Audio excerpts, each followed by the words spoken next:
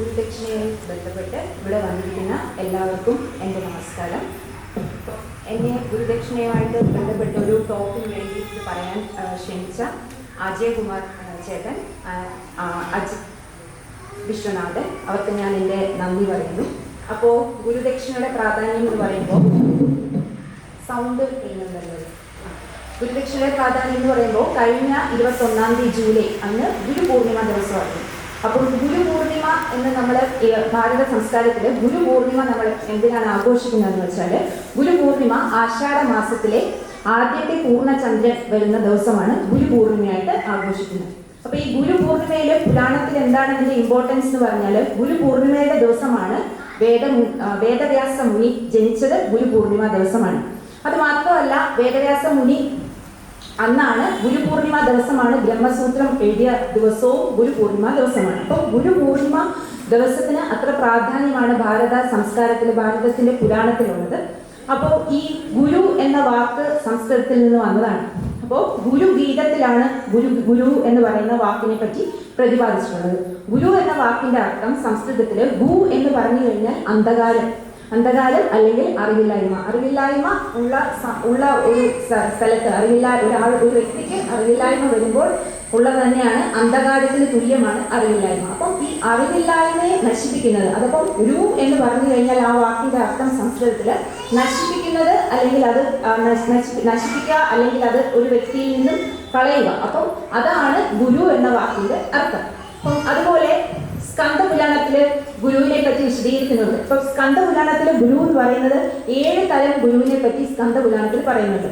അപ്പം അതില് ആദ്യമായിട്ട് ഇപ്പോ 7 തരമാണ് അതില് പറയുന്നത്. അപ്പോൾ അതില് ആദ്യത്തെ ഇതാണ് സൂചഗുരു എന്ന് പറഞ്ഞു കഴിഞ്ഞാൽ നമുക്കറിയാം, സ്കൂളിലൊക്കെ നമുക്ക്, അതായത് നമ്മുടെ സ്കൂളുകളിലൊക്കെ അധ്യാപകരായിട്ട് പഠിപ്പിക്കുന്ന, സ്കൂളിൽ വിദ്യാഭ്യാസം തരുന്ന ഗുരുക്കന്മാരെയാണ് അതിൽ സൂചഗുരു എന്ന് പറയുന്നത്.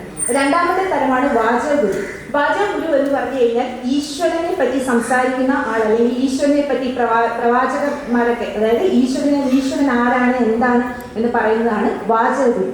അതിൽ മൂന്നാമത്തെ തരം ഗുരുവാണ് ബൗദ്ധഗുരു എന്ന് പറഞ്ഞു കഴിഞ്ഞാൽ ആധ്യാത്മികതയും ആധ്യാത്മികതയുടെ പല രീതികളെ പറ്റി മനുഷ്യർക്ക് പഠിപ്പിച്ചു കൊടുക്കുന്നതാണ് ബൗദ്ധഗുരു. നാലാമത്താണ് നിഷിത് ഗുരു എന്ന് പറഞ്ഞു കഴിഞ്ഞാൽ മറ്റുള്ളവർക്ക് ദ്രോഹം ചെയ്യുന്ന തരത്തിൽ ഉള്ള താന്ത്രിക വിദ്യകളും, ഇപ്പം അത് പുരാണത്തിൽ പറയുന്ന താന്ത്രിക വിദ്യകൾ, അതല്ലാതെ തന്നെ മറ്റുള്ളവർക്ക് ദ്രോഹം വരുന്ന തരത്തിലുള്ള ഏത് വിദ്യകൾ അല്ലെങ്കിൽ ഏത് ഉപായങ്ങളാണ് പഠിപ്പിച്ചു കൊടുക്കുന്നതിന് നിശ്ചിത ഗുരു എന്നാണ് പറയുന്നത്. അപ്പോൾ വിവേകമുള്ള ഒരു വ്യക്തിയും ഒരു നിശ്ചിത ഗുരുവിനെ സ്വീകരിക്കാൻ പാടില്ല എന്നാണ് പറയുന്നത്. അപ്പോൾ സൂചഗുരു, വാചകഗുരു, അത് കഴിഞ്ഞ് ബൗദ്ധഗുരു, നിശ്ചിത് ഗുരു, അടുത്തതാണ് കാർമ്മക്യ ഗുരു എന്ന് പറഞ്ഞു കഴിഞ്ഞാൽ സന്യാസത്തിലേക്ക്, അതായത് ഒരു വ്യക്തിയെ സന്യാസത്തിലേക്ക് നയിക്കുന്ന കാര്യങ്ങൾ പറഞ്ഞു പഠിപ്പിച്ചു കൊടുക്കുന്ന ഗുരുവാണ് കാർമ്മക്യ ഗുരു. അപ്പോൾ അതിനകത്ത് ഏറ്റവും അവസാനമായിട്ട് 7ാമത്തെ ഗുരുവാണ് പരംഗുരു. അപ്പം ഈ പരംഗുരു എന്ന് പറഞ്ഞു കഴിഞ്ഞാൽ പരമാത്മാവിനെ പറ്റി, ഒരു മനുഷ്യർക്ക് പരമാത്മാവിനെ പറ്റി പറഞ്ഞു കൊടുക്കുന്നതാണ് പരംഗുരു. അപ്പോൾ ഈ പരംഗുരു എന്ന് പറയുന്നത് അങ്ങനെ എല്ലാ വ്യക്തികൾക്കും എളുപ്പത്തിലൊന്നും കിട്ടുന്ന ഒരു ഗുരു അല്ല പരംഗുരു. അപ്പോൾ ഈ പരംഗുരുവിനെ ഒരു വ്യക്തിയുടെ ജീവിതത്തിൽ ഉണ്ടാവണമെന്നുണ്ടെങ്കിൽ അതിനനുസരിച്ച് മുൻ ജന്മങ്ങളിൽ നല്ല കാര്യങ്ങൾ ചെയ്യുമ്പോൾ അതിൻ്റെ അനുഗ്രഹമായിട്ടാണ് ഒരാൾക്ക് പരംഗുരു. ഇപ്പോൾ ഒരു ഉദാഹരണം പറയുകയാണെങ്കിൽ സ്വാമി വിവേകാനന്ദന്റെ ഗുരുവായ ശ്രീ രാമകൃഷ്ണ പരമഹംസർ. അപ്പോൾ ഈ ശ്രീ രാമകൃഷ്ണ പരമഹംസർ എന്ന് പറയുന്ന അദ്ദേഹം മഹാനായ ഗുരുവായിരുന്നു. അപ്പോൾ അദ്ദേഹത്തിന് വലിയ എഡ്യൂക്കേഷണൽ ക്വാളിഫിക്കേഷൻസ് ഒന്നുമില്ല. എന്നാലും അദ്ദേഹം പരംഗുരുവിന്റെ ഒരു വിഭാഗത്തിൽ വരുന്ന വ്യക്തിയാണ് ശ്രീ രാമകൃഷ്ണ പരമഹംസർ. അപ്പോൾ ഈ രാമകൃഷ്ണ പരമഹംസർ പോലെയുള്ള ഗുരുക്കന്മാരെയാണ് പരംഗുരു എന്ന് പറയുന്നത്. അതായത് ജനന മരണ സൈക്കിളിൽ നിന്നും ആരാണോ ഒരു വ്യക്തിയെ, അതായത് അതിൽ നിന്ന് രക്ഷപ്പെടാനുള്ള മാർഗം പറഞ്ഞു കൊടുക്കുന്ന ഗുരുവാണ് ഈ പരംഗുരു.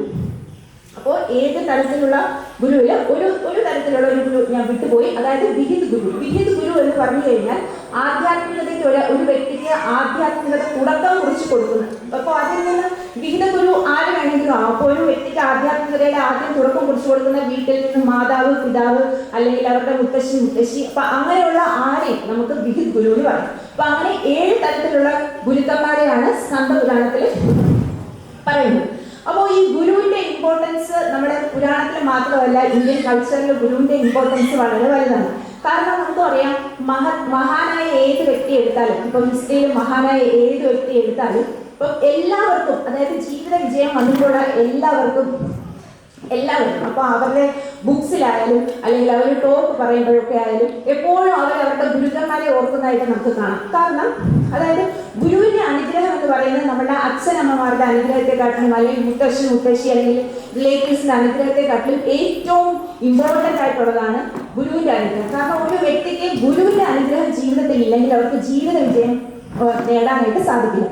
അപ്പൊ എന്താണ് ജീവിത വിജയം എന്നുകൊണ്ട് ഉദ്ദേശിക്കുന്നത്? കാരണം ജീവിത വിജയം എന്ന് ഉദ്ദേശിക്കുന്നത് ഇപ്പോഴത്തെ കാലഘട്ടത്തിൽ ജീവിത വിജയം നേടിയ വ്യക്തികൾ എന്ന് പറയുമ്പോൾ അത് സാമ്പത്തിക വിജയം നേടിയ വ്യക്തികൾ, ഇതൊക്കെ സാമ്പത്തിക വിജയം, സാമ്പത്തികമായി ഒത്തിരി മുന്നോട്ട് നിൽക്കുന്ന വ്യക്തികളെ പൊതുവെ ജീവിത വിജയം നേടിയവരെന്ന് കരുതും. പക്ഷേ സാമ്പത്തികമായി വിജയിച്ച ആൾക്കാരെ അല്ല നമ്മൾ ശരിക്കും യാഥാർത്ഥ്യത്തിൽ ജീവിത വിജയം വന്നു എന്ന് പറയുന്നത്. ജീവിത വിജയം വരിക എന്ന് പറയുന്നത് ജീവിതത്തിലെ ഏറ്റവും ഇമ്പോർട്ടൻ്റ് ആയിട്ടുള്ള കാര്യങ്ങളാണ്.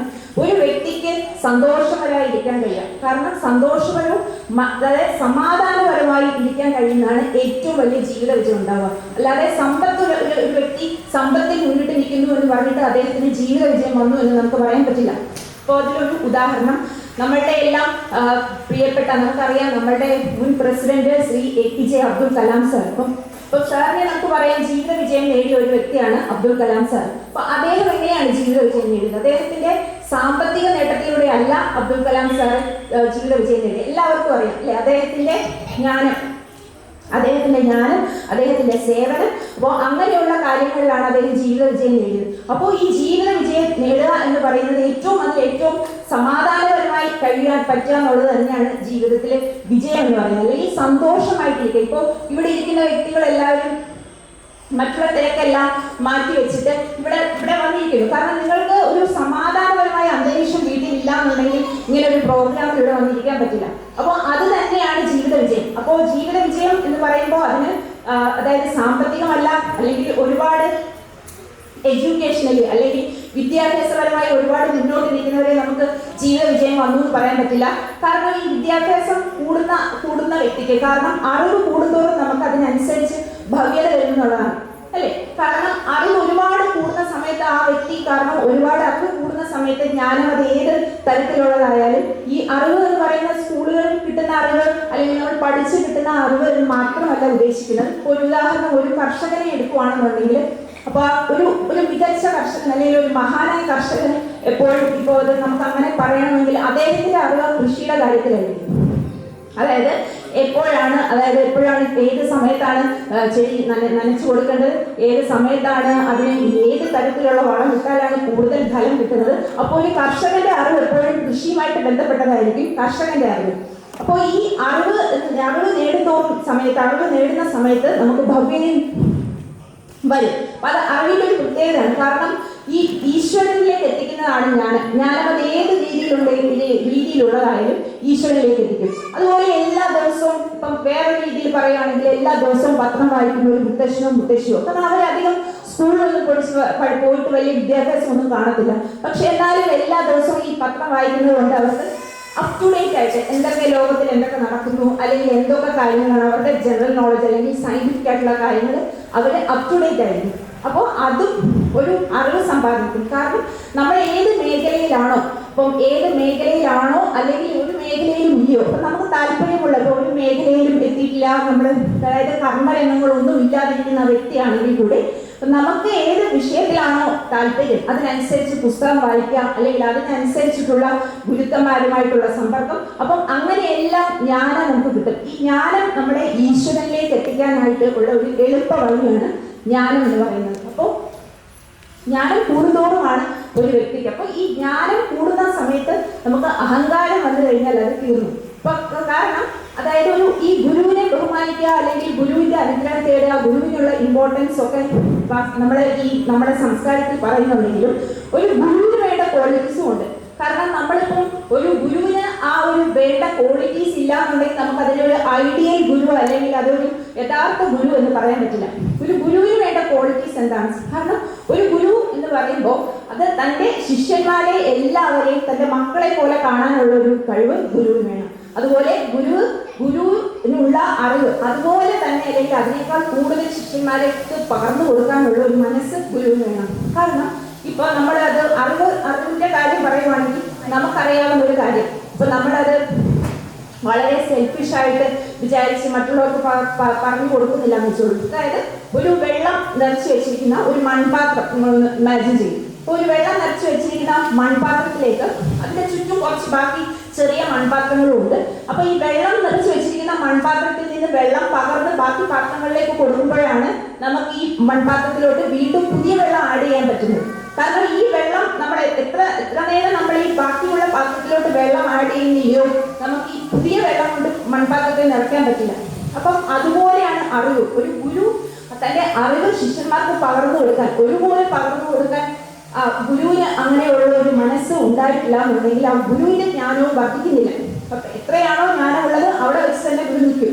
ആ ജ്ഞാനം കൊണ്ട് പ്രത്യേകിച്ചൊരു പ്രയോജനം ഗുരുവിനും ഉണ്ടാവില്ല, ശിഷ്യന്മാർക്കും ഉണ്ടാവില്ല. അപ്പം അത് അങ്ങനെ ഒരു മൺപാത്രം പോലെ, കാരണം ഒരു അറിവ് കിട്ടി കഴിഞ്ഞു കഴിഞ്ഞാൽ അത് ഷെയർ ചെയ്യാനുള്ള ഒരു മനോഭാവം ഗുരുവിനാണ്. അപ്പൊ ഈ ക്വാളിറ്റീസ് ഉണ്ട് ഗുരു.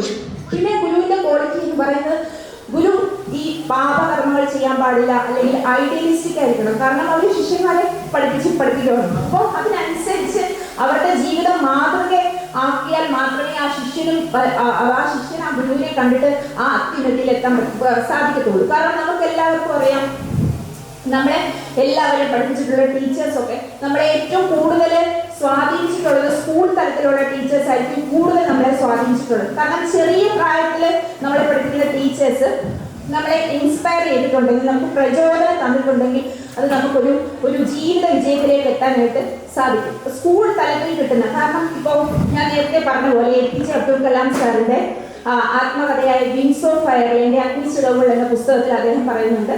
അപ്പം അദ്ദേഹത്തിന്റെ സ്കൂളിൽ ഒരു സയൻസ് ടീച്ചർ ഉണ്ടായിരുന്നു. സ്കൂൾ ലെവലിൽ പഠിക്കുന്ന സമയത്ത് ഒരു സയൻസ് ടീച്ചർ ഉണ്ടായിരുന്നു. അപ്പൊ ആ സയൻസ് സാറ് ഒരു IF സാർ എന്നാണ് അപ്പൊ അതിൽ പറയുന്നത്. അപ്പൊ ആ സാറാണ് അദ്ദേഹത്തെ ജീവിതത്തിൽ ഏറ്റവും കൂടുതൽ ഇൻസ്പയർ ചെയ്ത് പ്രചോദനം നൽകി.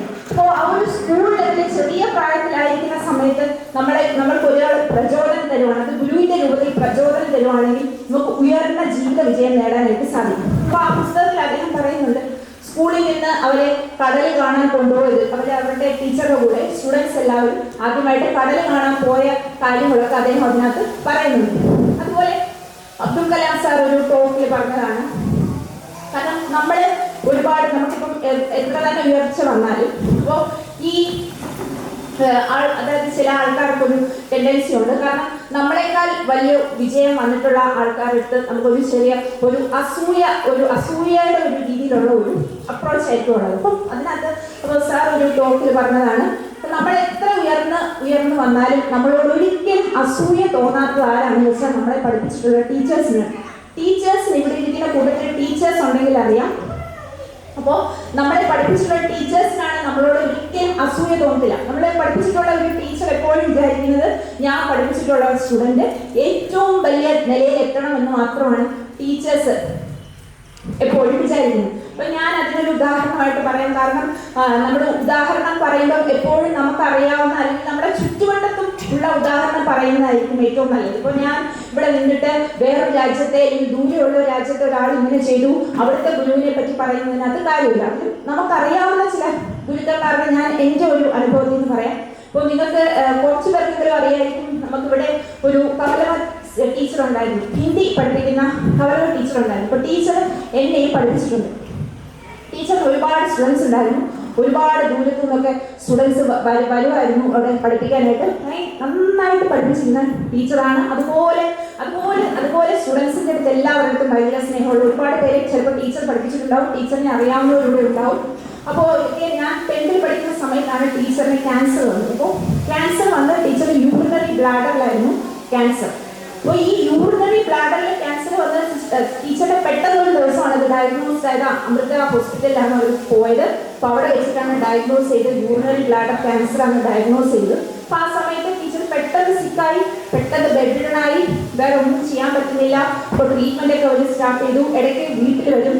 കുറേ ദിവസം കഴിഞ്ഞപ്പോഴത്തേക്ക് അവർ വീട്ടിൽ റെസ്റ്റ് എടുക്കുമെന്നുള്ള രീതിയിൽ ലാസ്റ്റ് സ്റ്റേജ് ആയപ്പോഴത്തേക്ക് വീട്ടിൽ വരും. അപ്പോൾ അന്ന് ഒരു സെപ്റ്റംബർ ആയപ്പോഴത്തേക്കിന് തന്നെ ആ 10th ക്ലാസ്സിലെ എല്ലാ പോർഷൻസും ടീച്ചർ എനിക്ക് പഠിപ്പിച്ച് ഫുൾ പഠിപ്പിച്ചിട്ടുണ്ടായിരുന്നു. അപ്പോൾ ആ സമയത്ത് ഫുൾ ടോപ്പിക്ക് പഠിപ്പിച്ചിട്ട് എക്സാംസ് എന്നെ കൊണ്ട് ചെയ്യുന്ന സമയത്തായിരുന്നു ടീച്ചർക്ക് വയ്യാതെ. അപ്പോൾ അത് കഴിഞ്ഞ് വീട്ടിൽ വന്ന സമയത്ത് ടീച്ചർ എന്നെ വിളിച്ചു, ട്യൂഷന് വരണം, നമുക്ക് കണ്ടിന്യൂ ചെയ്യണം, വരണം എന്ന് പറഞ്ഞിട്ട്. അപ്പോൾ അന്നത്തെ ഒരു അവസ്ഥ എന്ന് പറഞ്ഞാൽ ബെഡിൽ നിന്ന് പോലും എണീക്കാൻ വയ്യാത്ത ടീച്ചർ ഒരാൾക്ക് ട്യൂഷൻ എടുക്കുന്ന കാര്യം നമുക്ക് ചിന്തിക്കാൻ പോലും പറ്റില്ല. അപ്പോൾ എൻ്റെ അടുത്ത് പറഞ്ഞില്ല, കാരണം ഞാൻ പോവും ടീച്ചറുടെ ബെഡിന്റെ സൈഡിൽ ഞാൻ ഇരിക്കും, എന്നെ അവിടെ കിടന്നുകൊണ്ട് തന്നെ പഠിപ്പിച്ചു. അപ്പോൾ കാരണം അതിൻ്റെ ആവശ്യമില്ല, എനിക്ക് ഓൾറെഡി പോർഷൻസ് ടീച്ചർ പഠിപ്പിച്ച് തീർത്തിട്ടുണ്ട്, എനിക്ക് എക്സാം മാത്രം ക്വസ്റ്റ്യൻ പേപ്പേഴ്സ് മാത്രം ചെയ്താൽ മതി. പക്ഷെ അതൊന്നും ഇല്ലാതെ ബെഡിന്റെ സൈഡിൽ ഞാൻ ഇരിക്കും. അപ്പോൾ ആ സമയത്ത് എനിക്ക് ഇപ്പോഴും ഓർമ്മയുണ്ട്, 10th പഠിക്കുന്ന സമയത്ത് ഈ യൂറിൻ പോകാൻ വേണ്ടിയിട്ട് ട്യൂബ് ഇട്ടിട്ടുണ്ട്. യൂറിൻ പോകുന്ന ട്യൂബ് ഇടുന്ന സമയത്ത് ടീച്ചറുടെ മോൻ ഇടയ്ക്കിടയ്ക്ക് യൂറിൻ ബാഗ് ക്ലീൻ ചെയ്യാനായിട്ട്, അത് ഫുൾ ആകുമ്പോൾ ക്ലീൻ ചെയ്യാനായിട്ട് വരും. അപ്പൊ അതിനകത്ത് ആ യൂറിൻ ട്യൂബിനകത്ത് കൂടെ ബ്ലഡ് ആണ് ലാസ്റ്റ് വരുന്നത്, യൂറിൻ അല്ല വരുന്നത്, ബ്ലഡ് ആണ് വരുന്നത്. അപ്പോൾ ആ സമയത്ത് ടീച്ചർ എന്നെ പഠിപ്പിച്ചുകൊണ്ടിരിക്കുമായിരിക്കും, ഞാൻ ഇരിക്കും ടീച്ചർ. അപ്പൊ ഞാൻ പറഞ്ഞു ഒരുപാട് വട്ടം എന്നെ പഠിപ്പിക്കണ്ട, സാരമില്ല, റെസ്റ്റ് എടുത്തോ, ടീച്ചർ പഠിപ്പിക്കും, കാരണം ഞാൻ പഠിച്ചോളാം, കുഴപ്പമില്ല. ടീച്ചർ സ്ട്രിക്റ്റ് ആയിട്ട് പറഞ്ഞില്ല, വന്നേ പറ്റത്തുള്ളൂ. അപ്പൊ ഞാൻ ആ ബെഡ് സൈഡിൽ ഇരുന്നിട്ട് എനിക്ക് തോന്നുന്നില്ല നമ്മുടെ ഒരു റിലേറ്റീവ് ആയിക്കോട്ടെ, നമ്മുടെ വീട്ടിലെ ആരെങ്കിലും ആയിക്കോട്ടെ, ഒരിക്കലും ഒരു ഇത്ര രോഗാവസ്ഥയിൽ കിടന്നുകൊണ്ട് നമുക്ക് വേണ്ടിയിട്ടൊരു നന്മ ചെയ്യുമെന്ന് എനിക്ക് തോന്നുന്നില്ല. കാരണം സ്വാഭാവികമായിട്ട് ഒരു അസുഖം വരുന്ന സമയത്ത് ഡൗൺ ആയിപ്പോകും. പിന്നെ വേറൊരാൾക്ക് നന്മ ചെയ്യാനുള്ള ഒരു ഇത്ര കഷ്ടപ്പെട്ട് ചെയ്യാനായിട്ടുള്ള ഒരു മനസ്സ് ഉണ്ടാവില്ല.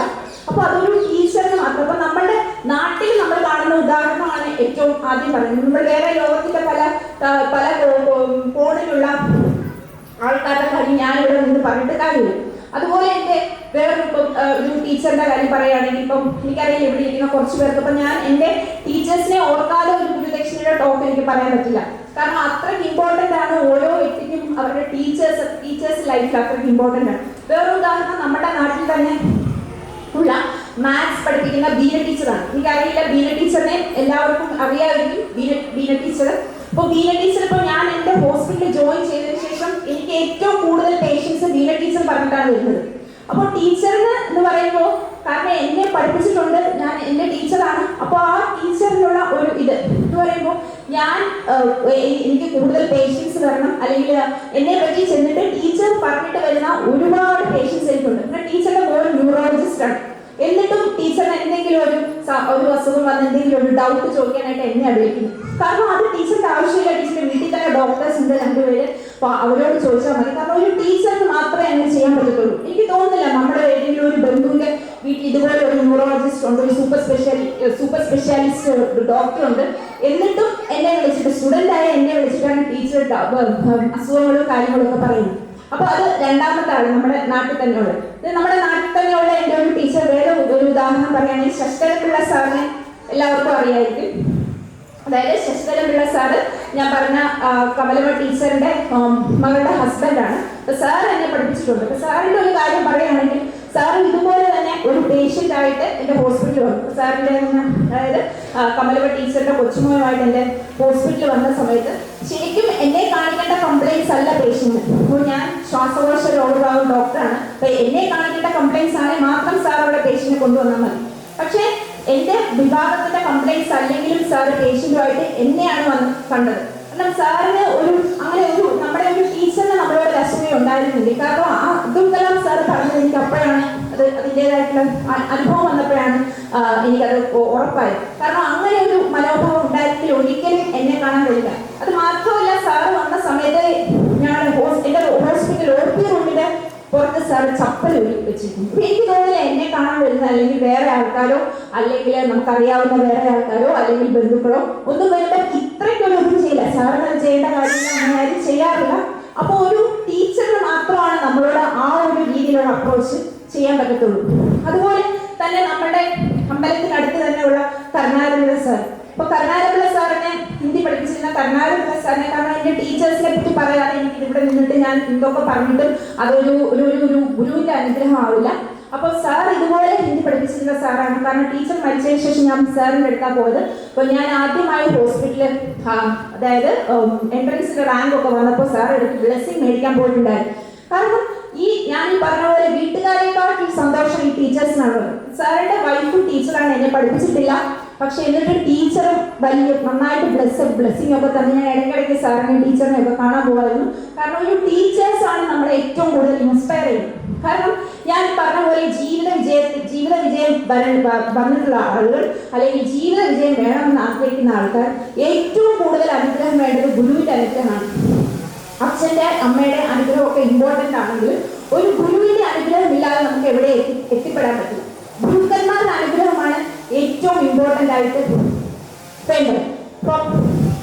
അപ്പോൾ അതിനാലാണ് നമ്മൾ എല്ലാവർക്കും അറിയാവുന്ന കുറച്ച് ഉദാഹരണം ഞാൻ പറഞ്ഞത്.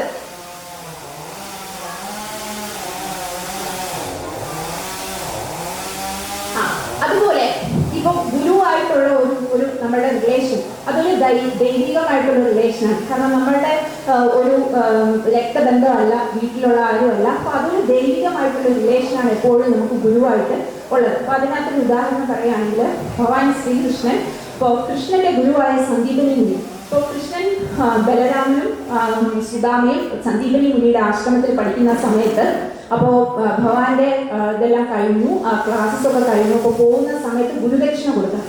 അപ്പോൾ ഭഗവാൻ നമ്മൾ മുമ്പ് പുരാണത്തിൽ ഒരുപാട് ഗുരുദക്ഷിണയുടെ കഥ കേട്ടിട്ടുണ്ടെങ്കിലും ഭഗവാൻ എന്ന് ദക്ഷിണ കൊടുക്കുന്നത് മിക്കവരും കേട്ടിട്ടുണ്ടായിരിക്കും. അപ്പോൾ സന്ദീപനി മുനിക്ക് ഭഗവാൻ ദക്ഷിണയായിട്ട് കൊടുത്തത് സന്ദീപനി മുനിയുടെ മകനെ ഒരു രാക്ഷസൻ തട്ടിക്കൊണ്ടുപോയിട്ടുണ്ടായിരുന്നു. അപ്പോൾ ഒരു രാക്ഷസൻ കൊണ്ടുപോയി കുട്ടി മരിച്ചു എന്നുള്ള ഒരു ഇതിലായിരുന്നു സന്ദീപനി മുനിയും അദ്ദേഹത്തിന്റെ ഭാര്യയും ഉണ്ടായിരുന്നത്. അപ്പോൾ ഗുരു ദക്ഷിണയായിട്ട് ഭഗവാനോട് സന്ദീപനി മുനി ചോദിച്ചു, എനിക്ക് മകനെയാണ് വേണ്ടതെന്ന് ഗുരു ദക്ഷിണയായിട്ട് സന്ദീപനി മുനി ചോദിച്ചു. അപ്പോൾ ഭഗവാൻ സന്ദീപനി മുനിക്ക് കൃഷ്ണൻ മകനെ കൊണ്ടുകൊടുത്തു. അപ്പം മരിച്ചുപോയ മകനെ രാക്ഷസന്റെ അടുത്ത് നിന്ന് കൊണ്ടുകൊടുത്തു ഭഗവാൻ സന്ദീപനി മുനി. അപ്പോൾ ഒരു ഗുരുവായിട്ട് നമുക്ക് എപ്പോഴും ഒരു ദൈവികമായ ഒരു ബന്ധമാണ് വേണ്ടത്. കാരണം ഗുരുവിന്റെ അനുഗ്രഹം എത്രത്തോളം ഇമ്പോർട്ടൻ്റ് ആണ്. അല്ലെങ്കിൽ ഇപ്പം ഭഗവാൻ ഒരുപാട് കാര്യങ്ങൾ ചെയ്തിട്ടുണ്ടെങ്കിലും ഗുരുവിന് വേണ്ടി അദ്ദേഹം ചെയ്തതാണ്. യുദ്ധത്തിലൊക്കെ അദ്ദേഹം മരിച്ചുപോയ ആരെയും തിരിച്ചു കൊണ്ടുവന്നിട്ടില്ല. അപ്പൊ സന്ദീപനി മുനി ഇങ്ങനെ ഒരു കാര്യം ദക്ഷിണയായിട്ട് ചോദിച്ചപ്പോൾ ഭഗവാൻ അത് സാധിച്ചു കൊടുത്തു. അപ്പോൾ ഗുരു ദക്ഷിണയ്ക്ക് എത്രമാത്രം ഇമ്പോർട്ടൻസ് ഉണ്ടെന്നുള്ള കാര്യമാണ് ഞാൻ പറയുന്നത്. അതുപോലെ ഇപ്പൊ നമ്മളിപ്പോൾ ഒരു സംഘടനയുടെ ഭാഗമായിട്ടാണ് ഗുരുദക്ഷിണ നമ്മൾ സെലിബ്രേറ്റ് ചെയ്യുന്നത്. അപ്പോൾ അത് നമ്മുടെ ഇന്ത്യൻ കൾച്ചറിൽ എത്ര ഇമ്പോർട്ടൻ്റ് ആണ് ഗുരുദക്ഷിണ, നമ്മൾ എന്തിനാണ് ഗുരുദക്ഷിണ സെലിബ്രേറ്റ് ചെയ്യുന്നത്. അപ്പോൾ ഈ സംഘടനയുടെ ഭാഗമായിട്ട് ഗുരുദക്ഷിണ സെലിബ്രേറ്റ് ചെയ്യുന്നത് ഈ സംഘടനയുടെ ഗുരു എന്ന് അവർ കണക്കാക്കുന്നത് ധ്വജത്തെയാണ്. എന്തിനാണ് ഒരു ധ്വജത്തെ സംഘടനയുടെ ഗുരുവായിട്ട് എടുത്തിരുന്നത്? കാരണം ഈ സംഘടനയുടെ സ്ഥാപകൻ നമ്മൾ പ്രത്യേകിച്ച് ഒരു സംഘടനയുടെ ഭാഗമായിട്ട് ഒരു ടോക്ക് പറയുമ്പോൾ സംഘടനയെ പറ്റി നമ്മൾ ഒരു കാര്യം അറിയാതെ വരാൻ പാടില്ല. അപ്പൊ ഞാൻ ഇതിന്റെ ഫൗണ്ടർ ആരാന്ന് നോക്കിയപ്പോൾ അതൊരു ഡോക്ടറാണ്, നാഗ്പൂരിലുള്ള ഒരു MBBS ഡോക്ടറാണ് ഈ സംഘടനയുടെ സ്ഥാപകൻ. അപ്പോൾ ഈ സംഘടനയുടെ സ്ഥാപകൻ ഈ സംഘടന വെക്കുന്ന സമയത്ത് അദ്ദേഹത്തിന് വേണമെങ്കിൽ അദ്ദേഹത്തിന്റെ ഗുരുക്കന്മാരെയോ അല്ലെങ്കിൽ അദ്ദേഹത്തിന് അടുത്തുള്ള ആൾക്കാരെയോ എങ്ങനെ നമുക്ക് ഗുരുവായിട്ട് വെക്കായിരുന്നു. പക്ഷെ ധ്വജത്തെയാണ് ഗുരുവായിട്ട് വെച്ചിരിക്കുന്നത്. എന്തുകൊണ്ടായിരിക്കും ഒരു ധ്വജത്തെ ഗുരുവായിട്ട് ഒരു സംഘടന വെച്ചിരിക്കുന്നത്? അതിന്റെ പിന്നിലുള്ള ആദർശം എന്ന് പറയുമ്പോൾ, കാരണം നമ്മളൊരു വ്യക്തിയെ ഗുരുവായിട്ട് കണക്കാക്കുമ്പോൾ ഞാൻ ഈ പറഞ്ഞ ഗുരുവിന് വേണ്ടുന്ന ക്വാളിറ്റീസ് ഒരുപാടാണ്. ഈ ക്വാളിറ്റീസ് എല്ലാം ചെയ്യണം. കാരണം ഈ ക്വാളിറ്റീസ് എല്ലാം ഉണ്ടാകുന്ന ഒരാളെ മാത്രമേ നമുക്ക് ഗുരുവായിട്ട് വെക്കാൻ പറ്റത്തുള്ളൂ. അപ്പൊ ഗുരു എപ്പോഴും പെർഫെക്റ്റ് ആയിട്ടുള്ള ഒരാളായിരിക്കും. ഇപ്പം ധ്വജം നമ്മുടെ സങ്കല്പത്തിൽ ഗുരു എന്ന് പറയുന്ന വ്യക്തി വളരെ പെർഫെക്റ്റ് ആയിട്ടുള്ള ഐഡിയൽ ആയിട്ടുള്ള നമുക്ക് പിന്തുടരാൻ പറ്റുന്ന ചിന്താഗതിയൊക്കെ പറഞ്ഞു തരുന്ന ഒരാളായിരിക്കും ഗുരു. പക്ഷേ ധ്വജമാവുന്ന സമയത്ത് ഇതെല്ലാം നമ്മളുടെ സങ്കല്പത്തിലുള്ള ഗുരുവിന് വേണ്ട ക്വാളിറ്റീസ് എല്ലാം കൊടുത്തുകൊണ്ട് നമ്മൾ ധ്വജത്തെയാണ് ഈ സംഘടനയുടെ ഗുരുവായിട്ട് വെച്ചിരിക്കുന്നത്. ഇപ്പം ഒരു സംഘടനയെ എപ്പോഴാണ് ഓരോ സംഘടനയും ഇപ്പം ഇതല്ല ഏത് സംഘടനയായാലും രൂപം കൊള്ളുന്നത് ഒരു രാജ്യത്തിന്റെ അല്ലെങ്കിൽ ഒരു നാടിന്റെ നന്മയ്ക്ക് വേണ്ടിയിട്ടാണ് എല്ലാ സംഘടനകളും രൂപം കൊണ്ടിട്ടുള്ളത്. ആദ്യമായി ഒരു സംഘടന തുടങ്ങുന്ന സമയത്ത് എപ്പോഴും നാടിന്റെ നന്മ വെച്ചിട്ട് ഒരു മുന്നിൽ കണ്ടുകൊണ്ടാണ് ഒരു സംഘടന ഉണ്ടാകുന്നത്. അപ്പോൾ ഈ സംഘടനയുടെ ഭാഗമായിട്ട് എപ്പോഴും ഓരോ വ്യക്തികളാണ് സംഘടനയിലുള്ളത്. അപ്പോൾ വ്യക്തികളുടെ ഒരു ഭാവം, അതായത് മറ്റുള്ളവർക്ക് നന്മ ചെയ്യുക അല്ലെങ്കിൽ മറ്റുള്ളവരെ സഹായിക്കുക, അങ്ങനെ ഒരു മനോഭാവം ഉള്ള വ്യക്തികൾ കൂടി വരുമ്പോഴാണ് ഒരു സംഘടന നന്നാവുന്നത്. അപ്പോൾ ഏതൊരു സംഘടനയായാലും ഒരു സംഘടന എത്രത്തോളം നന്നാവുന്നോ അത്രത്തോളം ആ രാജ്യത്തിന് പുരോഗതി ഉണ്ടാവും. എന്ന് വെച്ചാൽ നമ്മുടെ സ്വന്തം രാജ്യം മാത്രം പുരോഗതി ഉണ്ടാവുക എന്നുള്ളൊരു ചിന്തയല്ല. കാരണം നമ്മുടെ ഭാരത സംസ്കാരം പറയുന്നത് വസുദൈവ കുടുംബകം എന്നാണ്, അല്ലെ? ലോകത്തിലുള്ള എല്ലാവരും നമുക്ക് ഒരുപോലെയാണ്. ഇത് ജാതി മത ഭേദമന്യേ എല്ലാവരും നമുക്ക് ഒരുപോലെയാണ്. അപ്പോൾ ഈ വ്യക്തികൾ എല്ലാവരും നന്നാവും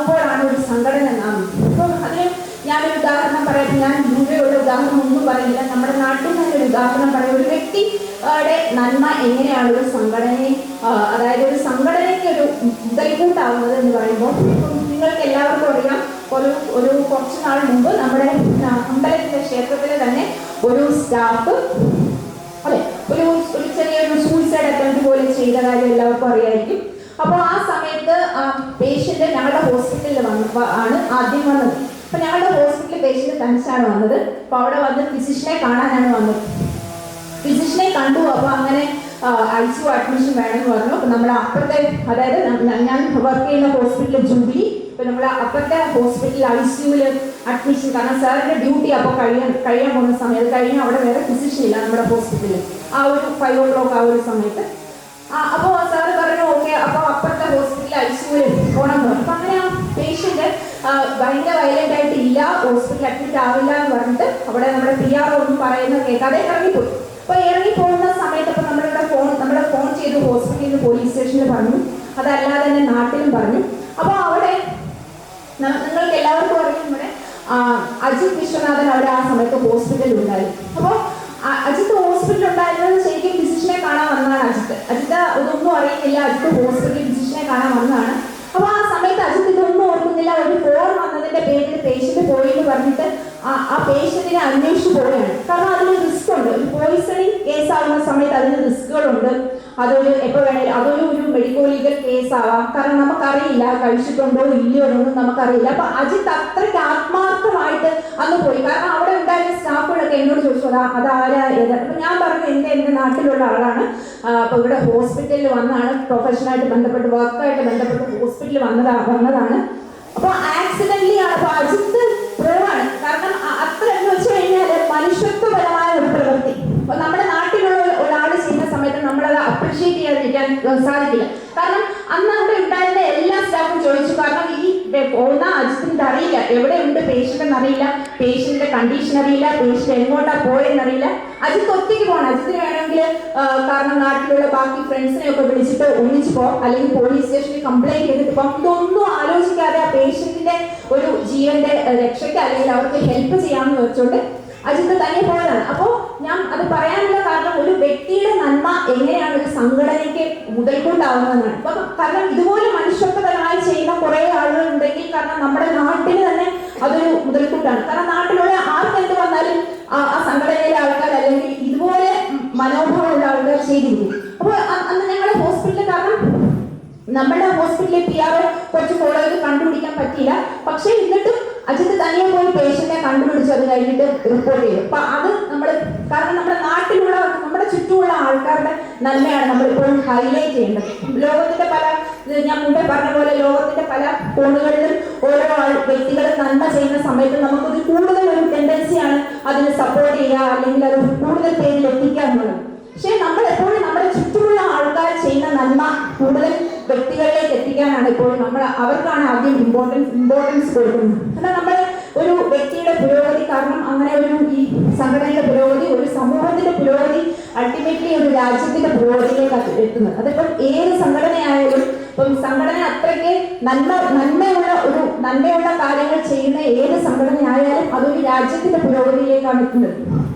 അപ്പോൾ ഞാൻ സംഘടനയെ പറ്റി പറഞ്ഞ സമയത്ത് ഞാൻ പറഞ്ഞ പോലെ ഒരു ടോക്കിന് വരുമ്പോൾ നമ്മൾ അവിടെ ചെയ്തിട്ടുള്ള കാര്യങ്ങൾ നോക്കുള്ളൂ. അപ്പം അതിൽ നോക്കിയ സമയത്ത് ഈ അടുത്തായിട്ട് കോവിഡ് വന്ന സമയത്ത് നമ്മളെ ഒരു സംഘടനയിൽ ജാതി മതഭേദമന്യേ കാരണം അതായത് രാമകൃഷ്ണ പരമഹംസ ഞാൻ മുമ്പേ പറഞ്ഞ പോലെ സ്വാമി വിവേകാനന്ദന്റെ ഗുരുവായ ശ്രീ രാമകൃഷ്ണ പരമഹംസ ഗുരു പറഞ്ഞിട്ടുണ്ട്.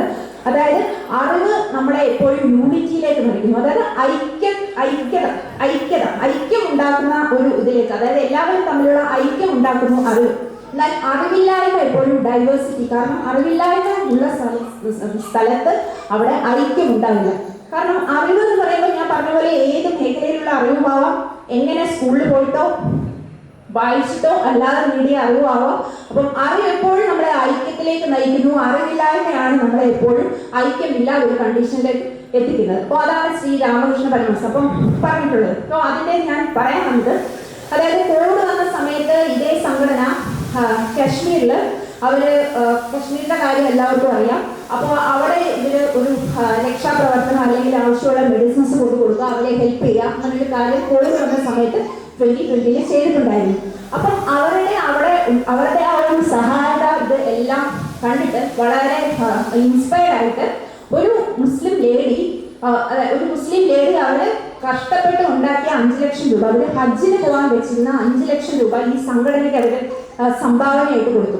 കാരണം അവരെ കോവിഡ് ഉണ്ടായിരുന്ന സമയത്ത് അവരെ അത്രത്തോളം അവരെയും അവരുടെ ചുറ്റുവട്ടത്തുള്ളവരെ ഹെൽപ്പ് ചെയ്യുന്ന കണ്ടിട്ട് ഇൻസ്പയർഡ് ആയിട്ട് സന്തോഷത്തോടു കൂടിയാണ് അവർ ഹജ്ജിന് പോകാനുള്ള പണം ഇതിന് കൊടുത്തത്. അപ്പൊ ഞാനത് പറയാൻ കാരണം, അതായത് നമ്മളിപ്പോൾ ഒരു സംഘടന അല്ലെങ്കിൽ നമ്മളൊരു വ്യക്തി എന്ന് പറയുമ്പോൾ അതിനകത്ത് ജാതി മതം ഒന്നും നമ്മൾ നോക്കില്ല. നമുക്ക് എല്ലാവർക്കും അറിയാം അലക്സാണ്ടർ ജേക്കബ് IPS സാർ. ഇപ്പോൾ സാറിന്റെ ടോക്കുകൾ പലരും കേട്ടിട്ടുണ്ടായിരിക്കും. ഇപ്പോൾ സാറിന്റെ കുറെ ഫേമസ് ടോക്കുകളുണ്ട്. ഇപ്പം അലക്സാണ്ടർ ജേക്കബ് സാറ് ഇതുപോലെ ഞാൻ അബ്ദുൽ കലാം സാറിനെ പറ്റി പറഞ്ഞ പോലെ അദ്ദേഹത്തിനെ ഇൻസ്പയർ ചെയ്ത ഒരുപാട് ഗുരുക്കന്മാരെ പറ്റി പറയുന്നുണ്ട്. അപ്പോൾ അദ്ദേഹം എല്ലാ മതത്തിനെ പറ്റിയും സംസാരിക്കുന്ന ആളാണ്.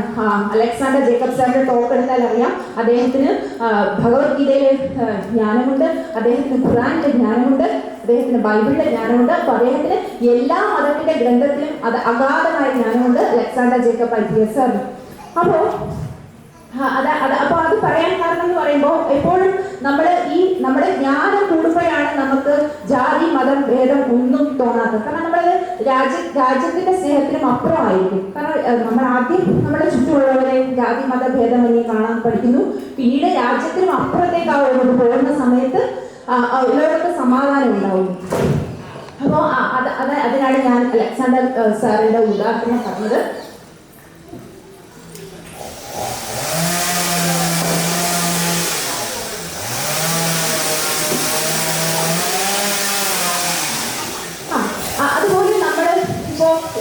നമ്മുടെ പുരാണത്തിലെ ഗുരുവിന്റെ ഇമ്പോർട്ടൻസിനെ പറ്റി പറയുന്ന സമയത്ത് ഞാൻ ഈ ജാതി മതഭേദമന്യേ പറഞ്ഞതുകൊണ്ട്, അതായത് ബൈബിളിൽ ഗുരുവിന്റെ ഇമ്പോർട്ടൻസ് പറയുന്നുണ്ട്, ഖുറാനിലും ഗുരുവിന്റെ ഇമ്പോർട്ടൻസ് പറയുന്നുണ്ട്.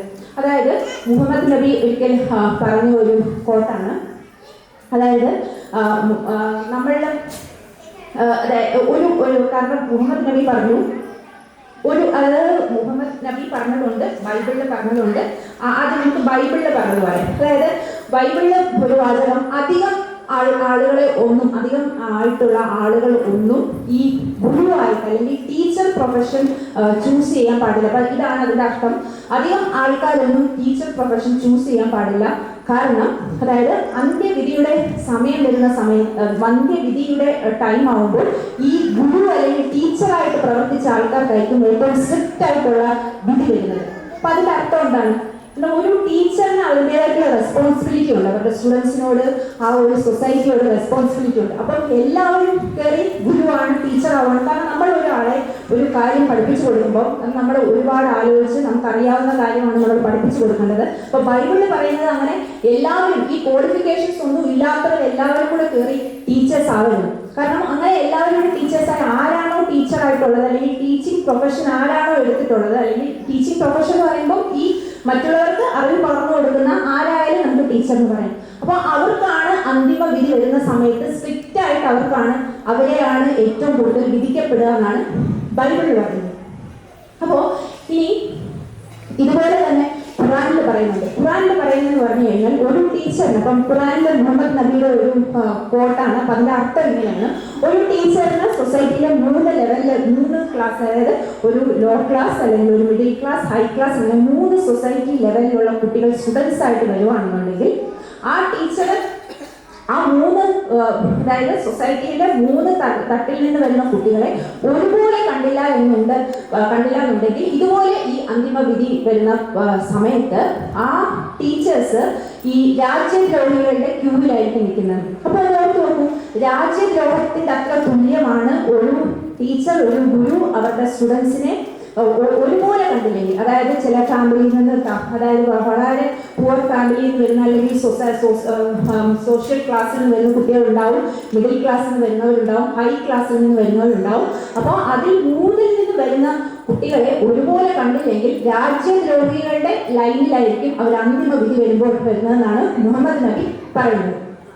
അപ്പോൾ ഇതിൽ നിന്നൊക്കെ നമുക്ക് മനസ്സിലാവുന്നത് അറിവ് എങ്ങനെയാണ്. പിന്നെ അതുപോലെ തന്നെ ഈ അറിവ് നമുക്ക് തരുമ്പോൾ ഞാൻ പറഞ്ഞു അറിവ് ഒരുപാടുള്ള ആൾക്കാർക്ക് ഭവ്യത കൂടുമെന്ന് പറഞ്ഞു. അതുപോലെ ഈ അറിവ് കൂടുന്തോറും നമുക്ക് വിദ്വേഷം കുറഞ്ഞു വരും. അപ്പോൾ അതെങ്ങനെയാണ്? നിങ്ങൾക്കറിയായിരിക്കും ചില ആൾക്കാർ എപ്പോഴും അവർ വിദ്വേഷപരമായിട്ടാണ്. കാരണം ആവശ്യമുള്ളപ്പോഴും ഇല്ലാത്തപ്പോഴും ഒക്കെ നമുക്ക് ആവശ്യം വരുന്ന സിറ്റുവേഷനിൽ വിദ്വേഷം വരുന്ന കാര്യമല്ല ഞാൻ പറയുന്നത്. ആവശ്യമുള്ളപ്പോഴും ഇല്ലാത്തപ്പോഴും ഒക്കെ വിദ്വേഷികളായിട്ടുള്ള ആൾക്കാരുണ്ട്. അവരെ നമ്മൾ വിദ്വേഷികൾ എന്ന് പറയും. അപ്പോൾ ഈ വിദ്വേഷികളായിട്ടുള്ള ആൾക്കാർക്ക് എപ്പോഴും അങ്ങനെ ഒരു മെന്റൽ സ്റ്റേജ് വരാനുള്ള കാരണം അവർക്ക് അറിവില്ലായ്മയാണ്. കാരണം ഈ ദേഷ്യം എപ്പോഴാണ് ഉണ്ടാകുന്നത്? കാരണം ഒരു ഇംഗ്ലീഷിലൊരു കോട്ടുണ്ട്, anger comes from fear comes from insecurity comes from lack of knowledge എന്ന് പറഞ്ഞു കഴിഞ്ഞാൽ ദേഷ്യം വരുന്നത് ഭയത്തിൽ നിന്നാണ്.